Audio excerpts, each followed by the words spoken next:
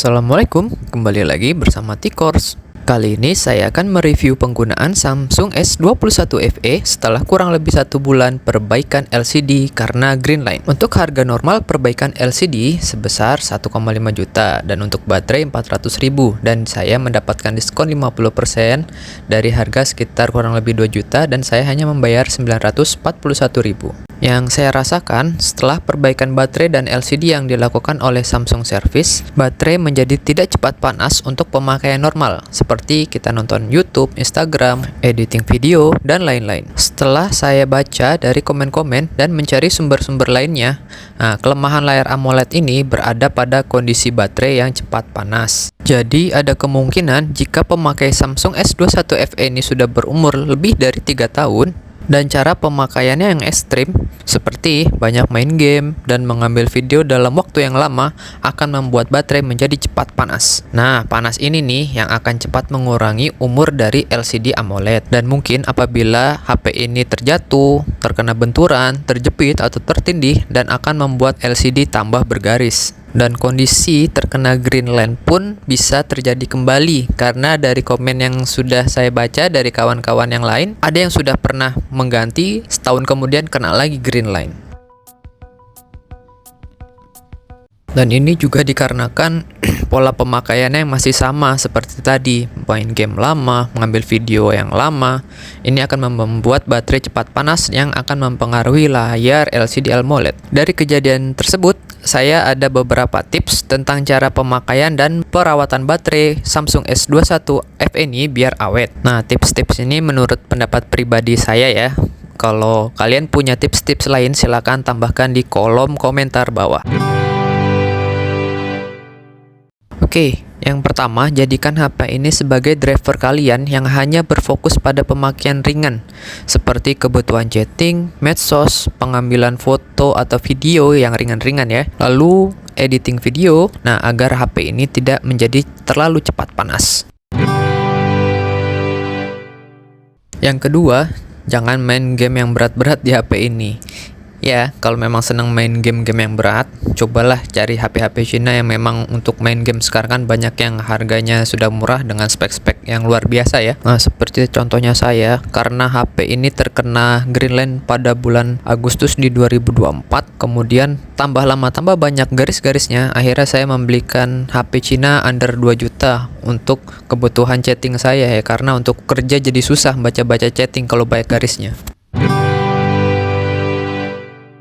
Yang ketiga, saya mulai mengganti habit dalam pengecasan, yaitu tunggu baterai hingga di bawah 15% baru kita charge. Jangan menggunakan HP saat di charging, jadi kita nggak usah main game, nggak usah main medsos pada saat HP sedang dicas. Pada saat kita charging HP, usahakan gunakan airplane mode, karena hitung-hitung kita mengurangi ketergantungan pada layar handphone kita. Yang keempat, merubah settingan baterai pada saat charging. Nah, langsung aja kita langsung masuk ke setting, terus kita pilih pilihan baterai. Oke, nanti kita langsung pilih baterai protection. Nah, di baterai protection ini ada pilihan basic, ada aktif, dan maksimum. Nah, saya memilih settingan yang maksimum karena charging akan stop sendiri ketika menyentuh 80%. Hal ini bertujuan untuk memperpanjang masa pakai baterai karena siklusnya hanya sampai di 80%. Kemudian kita kembali pilih untuk settingan charging. Nah, ini charging setting.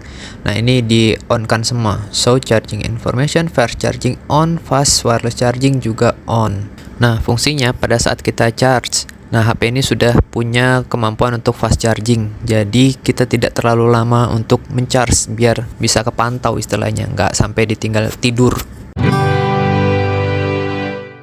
Oke, dari setting baterai tadi tinggal klik Galaxy Battery Information. Nanti kalian akan langsung diarahkan ke samsung.com. Nah, di sini ada informasi-informasi tentang baterai dari HP Samsung Galaxy. Dimulai dari tentang umur baterai. Di sini kita akan dilihatkan seperti gejala-gejala kerusakannya apa aja, terus tanda-tanda kerusakan baterai seperti apa, dan kapan kita harus mengganti baterai dari HP kita. Seperti contoh, jika HP-nya tiba-tiba sering mati, atau penurunan daya yang ekstrim, tiba-tiba turun sendiri.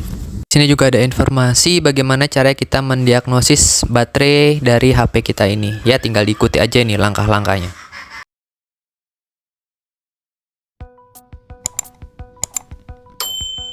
Oke, di tab selanjutnya kita akan ditunjukkan perawatan dan pemeliharaan baterai biar HP kita baterainya bisa tahan lama.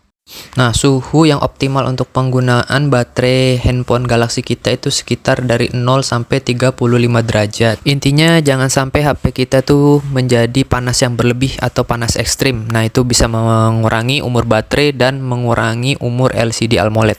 Lanjut, kalian di sini akan diberikan informasi dan tips-tips bagaimana menggunakan perangkat dalam suhu yang optimal. Seperti contohnya ini tentang kabel-kabel, setidaknya kabel USB-C-nya seperti apa. Kemudian juga ada info jika HP ini tidak digunakan dalam waktu jangka yang lama. Cukup dicas sampai 70%, kemudian harus diisi baterainya setiap 3-6 bulan sekali dan disimpan di tempat yang tidak lembab dan dingin. Oke, di tab selanjutnya kita akan diberitahu informasi tentang bagaimana cara mengoptimalkan umur baterai. Terus faktor-faktor apa aja yang mempengaruhi umur dari baterai kita. Tingkat kecerahan dari layar HP sendiri juga mempengaruhi umur dari baterai. Nah, ada kemungkinan juga kecerahan ini juga mempengaruhi dari umur LCD AMOLED Samsung. Nah, ini ada beberapa tips untuk memperpanjang umur baterai. Seperti kita mengoptimalkannya, kita tinggal buka aja tuh, ada di pengaturan baterai. Oke, kita tinggal masuk ini ke pengaturan. Nanti di pengaturan kita pilih yang maintenance atau bahasa Indonesia ini perawatan perangkat. Nah, nanti tinggal pilih optimalkan sekarang. Nah, kalau sudah diklik nanti tuh dia bakalan menutup aplikasi-aplikasi yang tidak digunakan ya kawan-kawan. Ini kita bisa lanjut di pengaturan baterai. Nah, ini kita klik grafik. Nah, biasanya di situ ada grafik pemakaian, nanti akan keluar aplikasi apa aja tuh yang aktif. Nah, situ bisa kita nonaktifkan aplikasi-aplikasi yang biasanya dia standby. Nah, tinggal dipilih nonaktifkan saja. Atau kita bisa memilih manual nih, satu persatu. Aplikasi apa aja yang harus kita nonaktifkan biar dia tidak standby di background ya. Itu juga mempengaruhi daya dari baterai HP kita. Itu tinggal kita ikuti aja nih step-step yang ada di webnya Samsung. Ini lumayan bermanfaat juga nih buat kawan-kawan biar menjaga performa baterai HP-nya tetap fit, tetap optimal, tetap bagus. Jadi nanti kedepannya HP-nya nggak bakalan kena lagi green line atau like cyber. Nah, nanti kalau udah bergaris-garis repot sendiri kita. Oh ya, sebenarnya kalau mau sharing-sharing, layar AMOLED ini sendiri sebenarnya lemah terhadap panas. Nah, panas itu sumbernya dari mana aja? Ya, salah satunya dari baterai. Nah, baterai inilah yang harus kita jaga performanya, kita jaga umurnya biar nggak overheat. Kemudian pemilihan brightness di layar. Nah, kalau bisa pemilihan brightness di layar HP kawan-kawan itu dipilih yang manual, jangan adaptif. Jadi tinggal kalian atur manual, kecerahannya sedikit lebih redup ya, 50 atau 40% aja cukup. Oke, kita lanjut di tab tips pengisian daya baterai dari Samsung. Ini kurang lebih sama seperti yang saya jelaskan di awal ya, tinggal buka pengaturan baterai untuk pengisiannya biar bisa pakai fast charging. Nah, ini ada beberapa pertanyaan dan jawaban yang biasa sering ditanya. Ya, tinggal kita bahas saja satu persatu. Oke, ini ada tipsnya. Yang pertama, istirahatkan dan biarkan smartphone Anda beristirahat saat mengisi daya. Terus yang bawahnya ini periksa pengaturan Anda jika pengisian daya cepat tidak berfungsi dengan benar. Isi daya pada suhu ruangan. Terus gunakan charger Samsung yang asli. Periksa benda asing atau kelembapan, sama periksa koneksi kabel.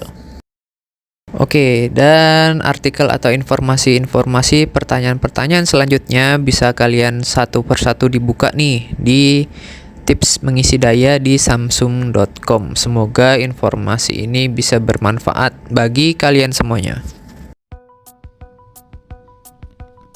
Ya, sekarang bagian yang nggak paling kalah sama HP-HP zaman sekarang, yaitu dari sektor kamera Samsung S21 FE. Kamera di HP ini memiliki 3 lensa. Lensa utama yaitu lensa wide sebesar 12 megapiksel, kemudian lensa ultra wide 12 megapiksel, serta ada lensa telefoto sebesar 8 megapiksel. Dan satu lagi kamera di bagian selfie-nya sebesar 32 megapiksel. Kamera di HP ini sudah dilengkapi dengan OIS, kemudian optical zoom at 3 kali dan digital zoom up 30 kali. Dan juga untuk kemampuan perekaman video sudah sampai 4K 60 fps.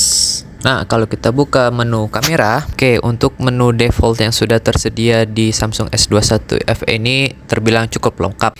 Yang pertama dari ada portrait foto, kemudian pilihan foto, portrait video, dan dual recording. Oke, kemudian kalau kita geser lagi, di sini ada more. Nah, di sini akan tampilannya lebih lengkap lagi ya kalau kita klik. Nah, di sini lengkap ada Pro Foto, Pro Video, Single Take, Night Mode, Food, Panorama, Super Slow Motion, dan Hyperlapse. Oke, untuk pembahasan kameranya satu persatu nanti kita akan bahas sendiri ya di video selanjutnya. Tapi kali ini paling kita akan mencoba untuk menampilkan beberapa hasil foto dan video dari Samsung S21 FE.